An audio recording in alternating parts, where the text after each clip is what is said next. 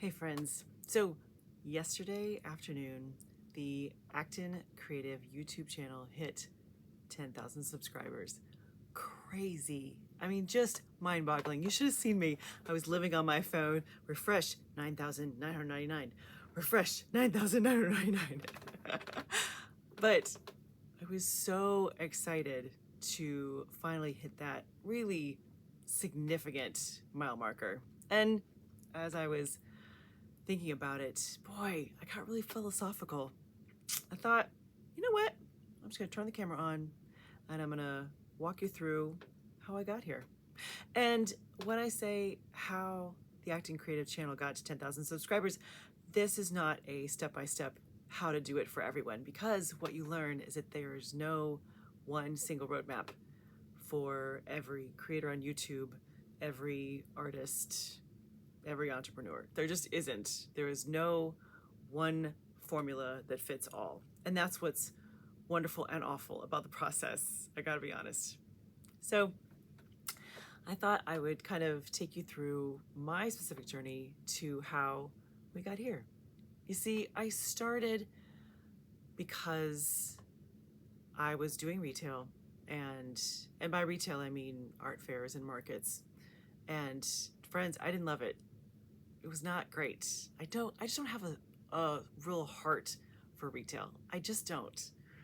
And I realized that this was not the way I wanted to carry on.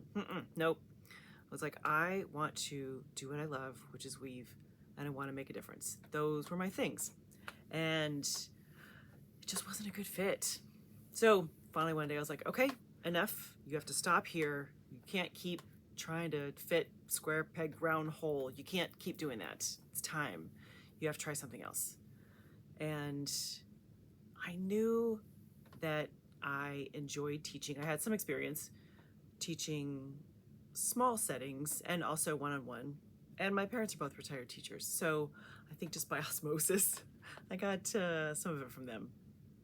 But I knew that I liked that process. I have a performance background, so wasn't shy in front of a camera. I thought, you know what? I'm gonna try this. See how I like it. Because in the beginning, friends, that's all I was after. Will I like it? That was my one question.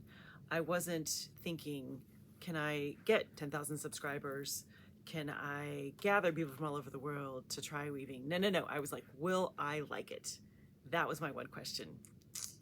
And what was interesting is that from the very first episode that happened early 2020, I loved it. I thought, this is great. There's so much freedom. There's so much just possibility here in this platform doing this thing. And what's so interesting is that my mission all along has been to make weaving feel easy and approachable. We all know that there are crafts that you can pick up quicker. Someone can hand you a crochet hook and off you go. And weaving isn't quite like that. But it's always seemed to me that at times there's this kind of elitism, I'll call it, where when you talk to other weavers that have been weaving for so long, and they kind of have the approach that if you don't know, you don't know. And that, it's like nails on a chalkboard for me. I just think that that is completely unnecessary. There's no reason that weaving should be beyond some people. No, friends, that's crap. That is just, I don't like that at all. So that became kind of built into what I wanted to use my platform for, was this idea that weaving, yes, it has a lot of steps, but all the steps are easy. Friends, anyone can do it. Anyone can do it. So that really became part of what I built the channel on, the idea that I'm gonna break it down. I'm gonna make it feel like you, whoever you are, wherever you live, whatever resources you have, you can weave. That's still the mission today. So in the beginning, it became this kind of do I like it? The answer is yes. And can I make a difference? And little by little, the answer became yes, which is remarkable. So time goes on, and it took me a long time to get to my first 1,000 subscribers. I looked it up. It was longer than a year and a half. Now, for those of you who are just starting, you're like, Chris, that's nothing. Everyone goes at their own pace. I totally understand. But that was week after week, putting out content, listening to what you had to say. And back then, it was just me. It's been a one-woman team for a very long time. But you end up in this kind of middle section. Because, you know, I started in 2020, and here we are in October of 2025, if you're watching it live. And there's a lot in the middle, and the middle is a slog, friends. The middle is just, you have to love it. That's what I'll say. You have to find something that you want to talk about, that you absolutely love deep down in your soul, because otherwise, to do it consistently and to keep it going is a lot. It's a lot. And what I found is that there were days I was tested. It's like, oh, okay, tell me again why I'm doing this. When you're like tapping on the mic and you're like, is anyone out there? Hello, is this thing on? But little by little, you keep it up and you keep going because you love it, because you absolutely love the idea that you have a place to share your ideas that will hopefully inspire other people, in my case, to try weaving. So I think what's so interesting is that after a time, then it occurred to me that I was literally building my own library. Now, you should know that I'm a book girl through and through. I clear the decks when our local book sale happens twice a year. I'm like, I am not available. I love books and I love the idea of a library. So I remember the day that it occurred to me that I had built up so many episodes of key parts of the weaving process, talking about tools, talking about equipment, talking about patterns and materials that I could start to reference back to myself.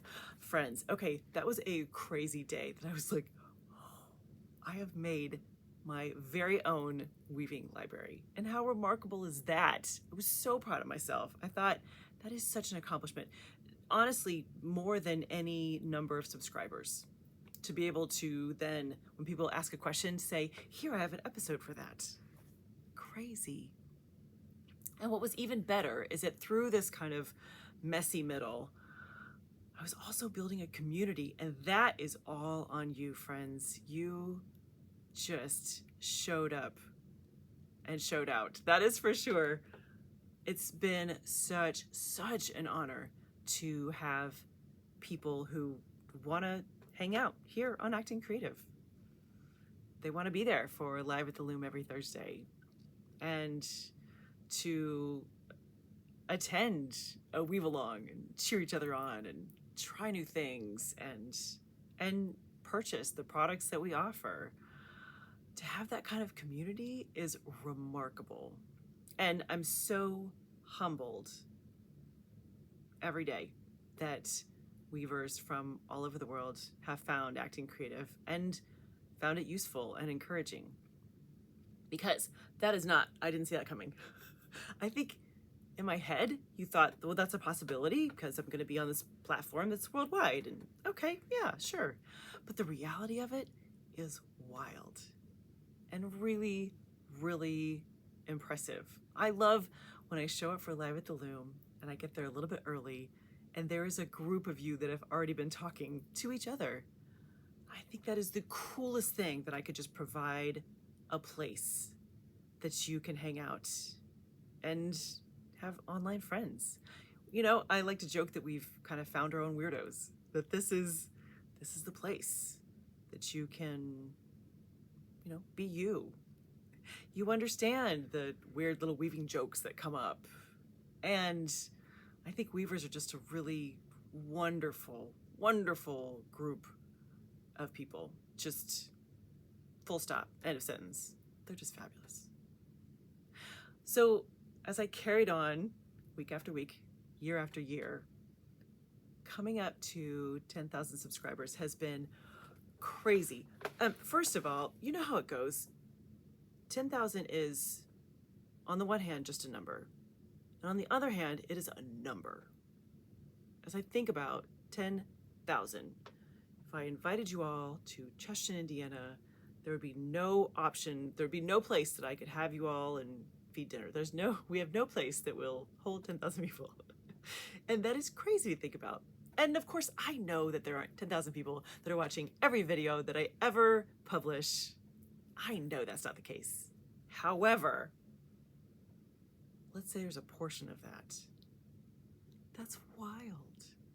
And I'm so, so honored that we can all grow this together because, friends, that is the way we have done it. We have grown this channel together.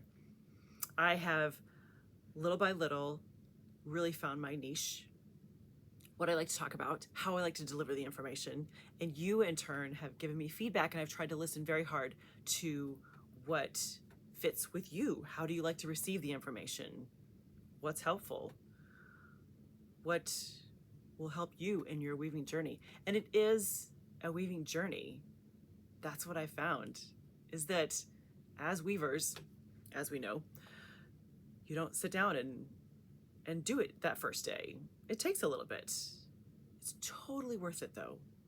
And when I say journey, I really do mean that, because there are going to be times that it's going to be up and down, good and bad, full speed ahead, or a dead stop.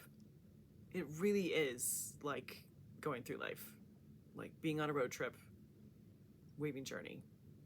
And I think because it is a longer process, you're going to need friends. You're going to need some snacks. You're going to need a beverage. You're going to need things along the way. And if I can help you, cheer you on at certain mile markers and be like, hey, here's what's happening. How can I help you here? I love it when people reach out and ask me questions. I love, love, love it.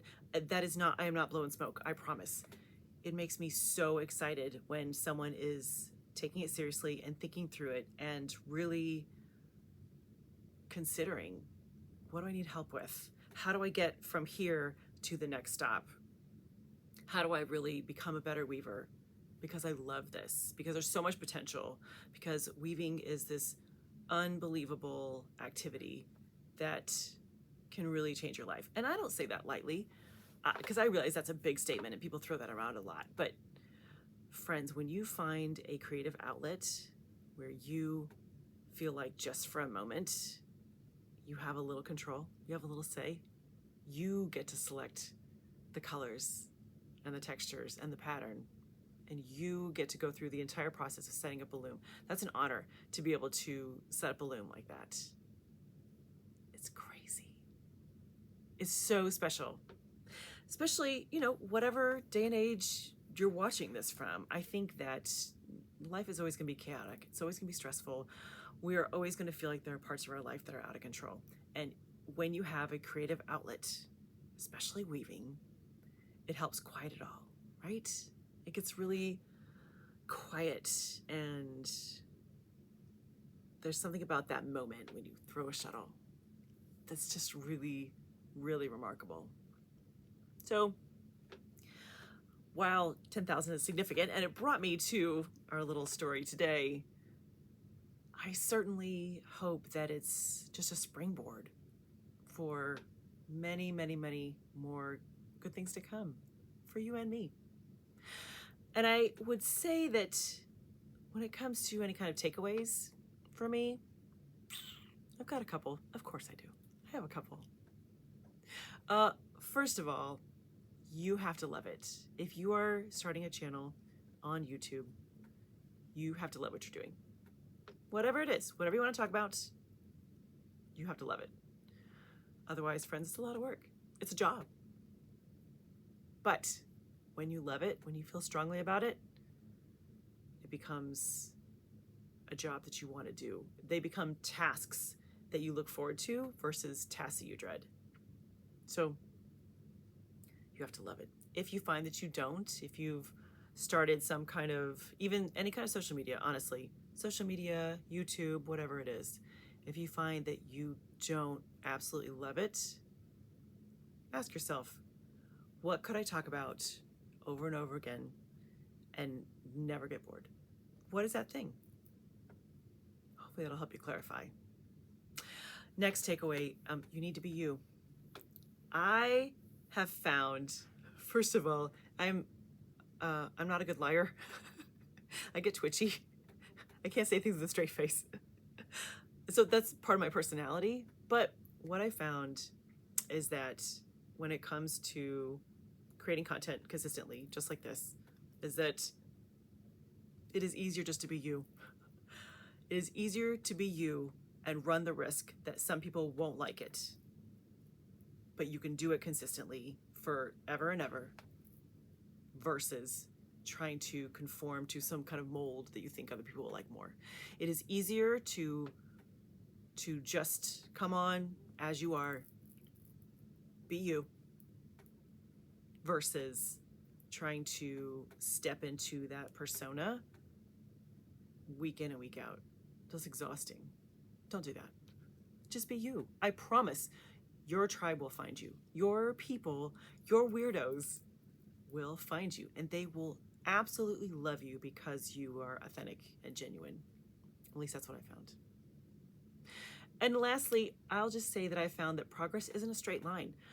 Isn't that funny? We kind of think of progress as being this, okay, this year I did this much, and this year I'm gonna do twice that, and then I'm gonna go.